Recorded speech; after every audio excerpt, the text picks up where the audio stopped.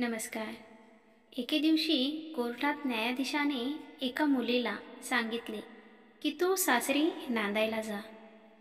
त्यावर उत्तर देताना मुलगी म्हणाली, साहेब, एखाद्याला कारल्याची भाजी जर आवडत नसेलच तर ती का खावी?